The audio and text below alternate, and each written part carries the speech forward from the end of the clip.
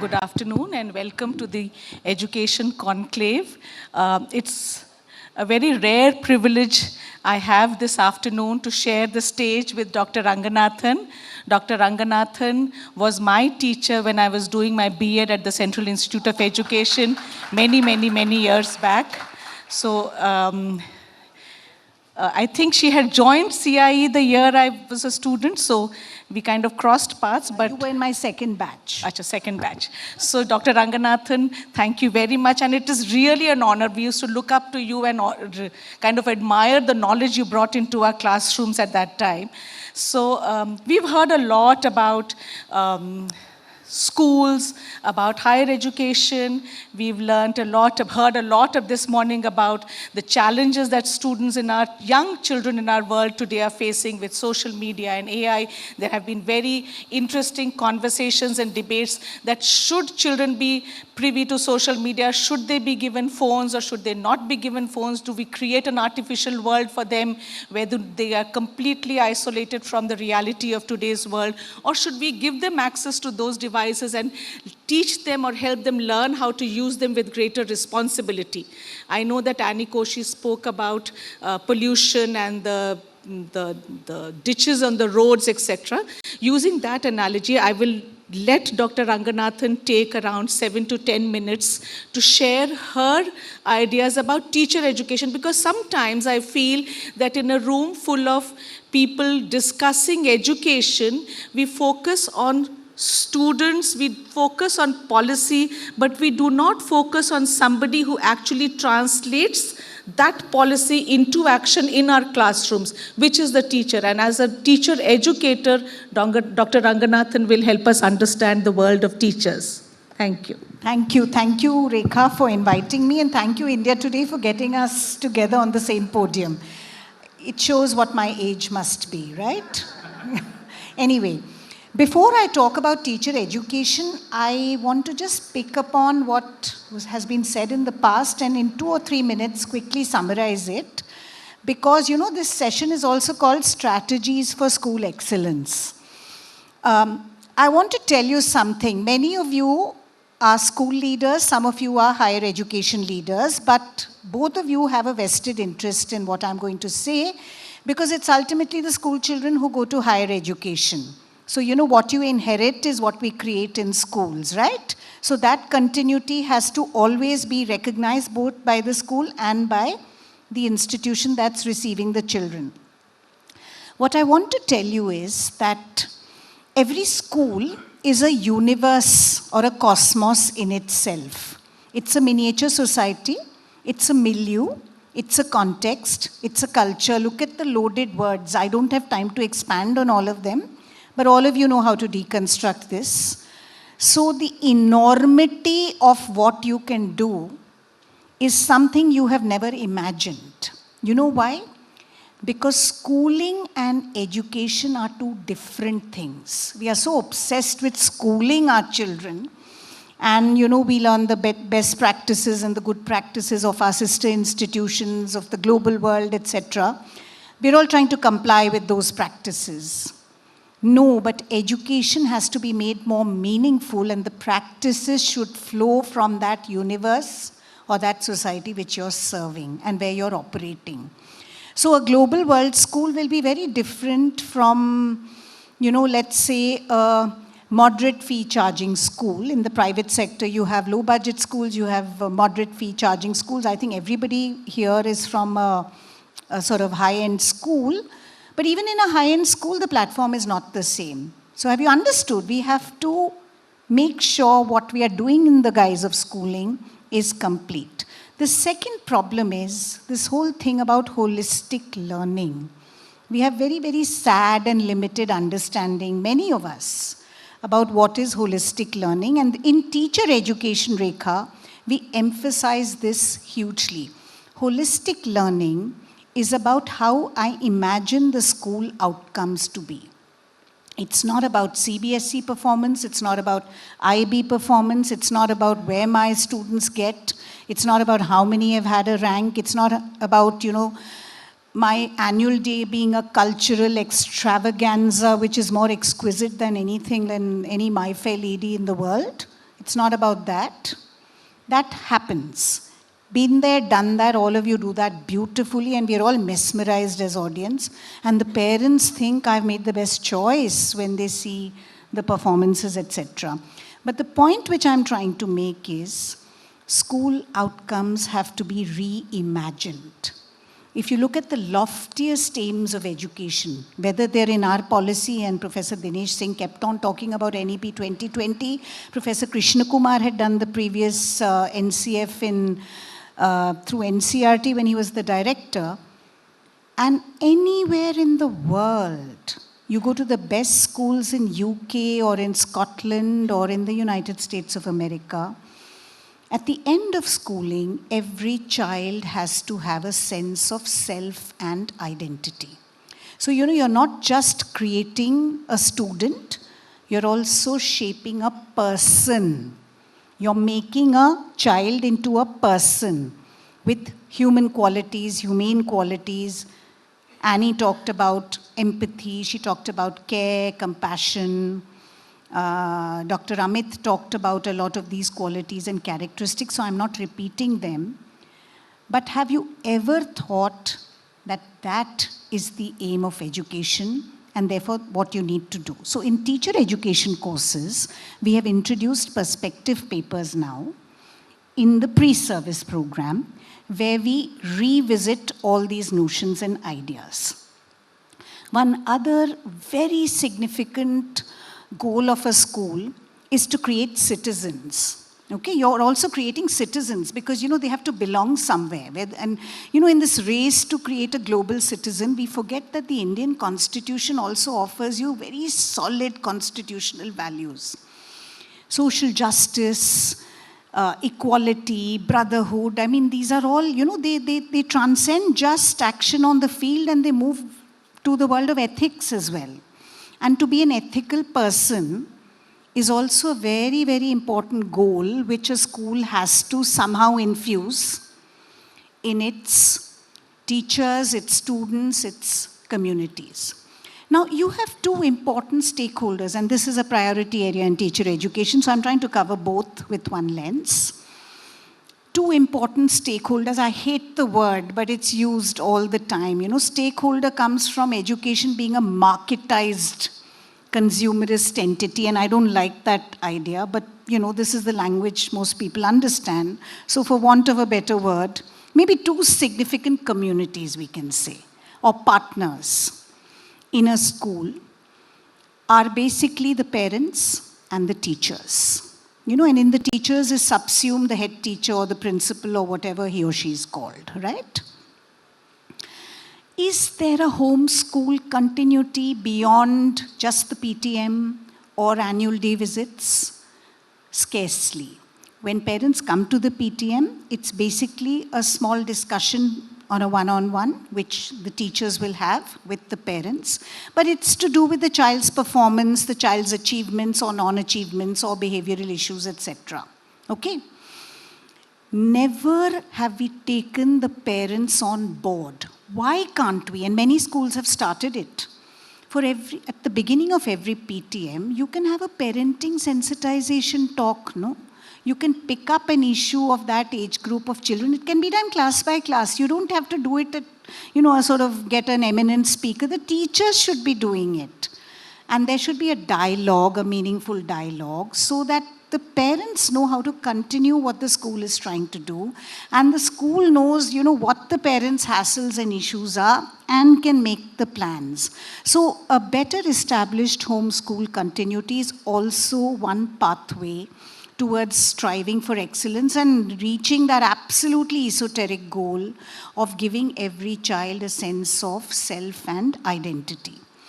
Another thing which I want to say is, whether we like it or not, and we should like it because it's part of our constitutional provision and it's part of our Right to Education Act, we have children from the economically weaker section who join our schools right from the inception point.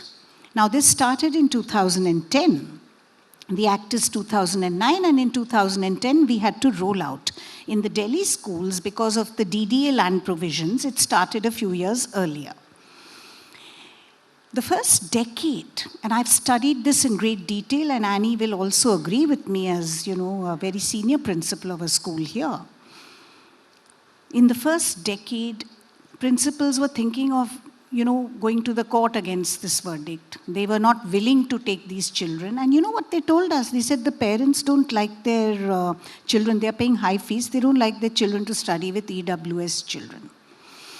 And then, schools did these very funny things that all their employees' children, they showed as EWS children. We found that scam. I found it in many, many schools. I actually have all that data of when it started. Till the government, in its true style of regulation and control and monitoring and never leaves you free of anything, decided to give you the children. So then you didn't have a choice because they all apply online and you're given a finite number, which is 25% of your inception point admissions. Children have come to you at 3+. Come on, they also have the propensity to learn. They have the capacity, they have the capability, they have a lot of native intuitive skills which you don't have. The only problem is that they've not been to a posh preschool, they've not been to a infant, toddler, mother group, because they've not had that kind of access structure, but they know how to survive on the roads very well. And that's a wealth you can use. But then we have these teachers, and there's no offense meant to any teacher sitting here, who still tell you, they're now heading the institutions and they say the only problem in our school is what to do with the EWS. They don't come, they have a great sense of entitlement that the government is paying for us. And do you know, some schools told me we get teachers from Jain places, from Muslim tenements, from Christian backgrounds, from the Christian colony, etc. And they mix up religion with the child. As if the child is, going to stand like Moses and preach the 10 Commandments or, be Prophet Muhammad himself. I mean, it's so ridiculous, but they talk like that. And then they say, this community, their own locked up prejudices. So, the older teachers, coming back to teacher education from this, the older teachers did their B.Ed many, many years ago, right?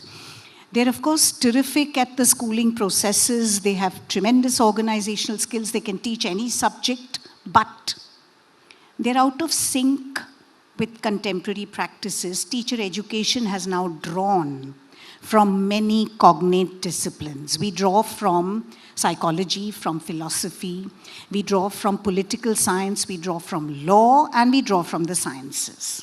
So, we've got an amalgamation. And we've got a body of knowledge which we've created ourselves as teacher educators all over the world, and in India particularly. I'm proud to tell you that my institution has produced the best. And many are sitting here in the audience. And I hope we continue to do that. So, a lot of those teachers who studied then are not conversant with the latest issues, the latest conflicts, debates, and how the advance of knowledge has moved on. So for them, we always have an in-service teacher education provision, and every school does it.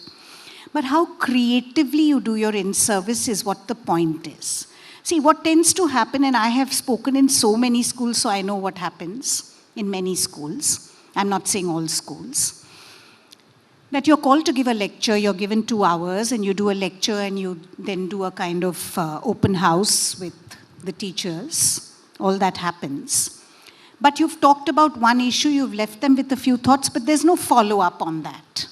Now, if I want to reskill, or I want to reorient older teachers to contemporary issues, and I want them to build perspective on the latest knowledge, it is somewhat difficult to do that in that limited period of time. So more creatively and imaginatively planned sessions would be very, very worthwhile. So that, there is actually a knowledge renewal. And older teachers should be ready to learn from younger teachers as well, who have freshly come in, right? So that kind of interface is also very, very important. The ultimate goal is education. Rika, I can go on and on, so please stop me and, Thank you very much. Me wherever else you want. Thank you very much. recently, just before, a few sessions before us, Dr. Dinesh Singh spoke about how the teacher's role has changed from being that of a sage on a stage to that of a guide by the side. And the teacher should now become a mentor more than a teacher, because it is important for us, the younger people, to help be able to teach the older generation. And for many, many things that students know much better than we do. So our teacher training, since you have taught in a teacher training institution for so many years and you've educated so many teachers over so many years, are teacher training institutions changing or modifying their curriculum for the new role that the teacher is supposed to take of becoming a mentor and not just as a person who's the font of all knowledge? So what are the changes that are being brought about in the B.Ed curriculum to fit into this new role or expectation from our teachers? Okay, that's a very good question. So what I will say is, a teacher as a mentor works in higher education. In school education, we can say teacher as a facilitator, okay? And facilitator and mentor to please be seen along the same continuum, okay? Now, for teachers to be facilitators, you have to also train teachers in the B.Ed program to also don that role and take it on and lead the mantle. So what we do is, first of all, we don't call it teacher training any longer. So B.Ed programs are no longer teacher training programs, because in training you're skilling or you're teaching finite truth, okay? We don't do that. They're called teacher development programs. So in a teacher development program, you work with the teacher's instincts, her brain. I'm saying her because, it's not any longer a highly feminized profession though. So their brain, I'll say their brain to be safe, yeah. We work with that, and we also work with the teacher's heart. And we tell them that all these three are vital. It's not only brain, it's a synthesis of all these three, because your role is much bigger. And the first thing which we do is we teach them perspectives on understanding ideas in education. And we don't teach educational psychology any longer as a principle which translates into behavior. That's all passé now. Okay? So we teach through various practicum tasks done in schools and in other spaces. They bring back whatever research they've done. And from that we do theory building, and then we tell them what different theorists all over the world also say about the same thing. So there's been a shift in the approach. The second thing is we now teach our student teachers to be reflexive persons. So we actually make them maintain a reflective diary, and we've done away with elaborate lesson planning. Because, we feel that this lesson planning and this delivery syndrome and I couldn't complete it doesn't have to be done. And we don't teach only with the textbook. In fact, you'd recall in CI, we don't let you open the textbook in the classroom because, you've got to bring the real world from outside into the classroom. So lesson planning has been redefined completely. Teachers write reflective diaries. Assessment is not about how much children have learnt. It's not for judgment and evaluation.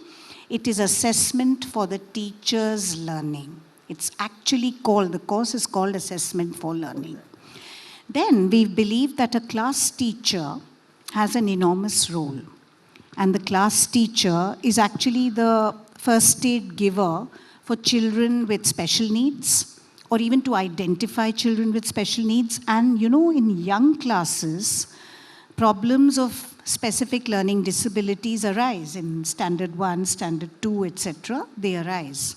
So we do a lot of training on inclusive education and, on disability, because disability inclusion is also part of a school's mandate.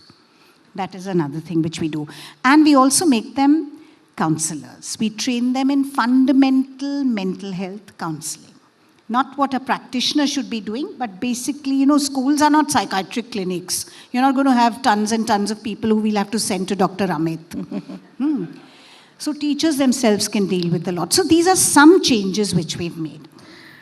Thank you so much. I just want to know that we have spoken a lot about student well-being. We spoke about how teacher colleges are focusing on helping teachers acquire the skills to become basic level counselors or the first aid providers in the classrooms. Is there any conversation or policy about looking at the emotional well-being of the teachers themselves? Because teachers also are working in very stressful conditions. There are pressures the government imperatives, policy decisions, syllabus completion. There are pressures from the parent body, from the school management, so on and so forth. So don't you think there is a requirement to focus on teacher well-being also? And is that a part of the teacher curriculum? So it's very much part of our curriculum, teachers' mental health, well-being, teacher also has to be developed as a person apart from a professional. Also, teachers are action researchers. They try so many things in their own classrooms. They never get a forum to share any of that. They are actually the frontier researchers for us, and they can give us huge inputs on what are good teaching, pedagogic practices particularly, or even handling parents, etc. So we are now creating spaces for that with the government. Mental health has now gone to the Supreme Court, as you know. And some of us are part of all those committees. So we are making arguments for teachers' mental health and well-being.